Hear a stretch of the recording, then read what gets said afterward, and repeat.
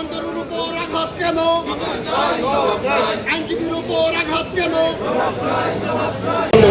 এই মুহূর্তে আপনাদের সাথে সংক্ষিপ্ত আলোচনা রাখবেন সাবেক সরকারি কর্মকর্তা মানিক স্যার।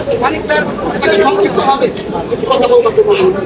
এই মানববন্ধনে উপস্থিত খুলনা জেলা আইনজীবী সমিতির সভাপতি, সাধারণ সম্পাদক এবং সাবেক সভাপতি শরীফুল ইসলাম এবং সাবেক সভাপতি এবং বিজ্ঞ পিপি যারা মুস্তাফিজুর রহমান লিটন সহ উপস্থিত আজকে এই কুমিল্লা বারের বিজ্ঞ সিনিয়র এবং জুনিয়র আইনজীবীগণ, আমরা আজকে মিজানুর রহমান অন্তরের উপর হামলার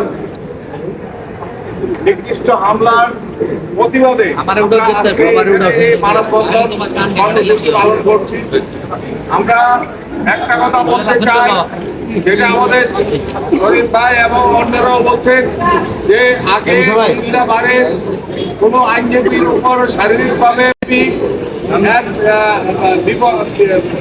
বিপক্ষে কোনো আইনজীবী দাখিল করতেন না কিংবা মামলা পরিচালনা করতেন না, কিন্তু ইদানিং দেখা যাচ্ছে যে এই ট্রেডিশনটা এখন আর নাই এবং এখন আইনজীবীদের উপরে হামলা হলো আমরাই আবার কোনো আইনজীবী না কোনো আইনজীবী আসামিদের পক্ষে আমরা মামলা পরিচালনা করি।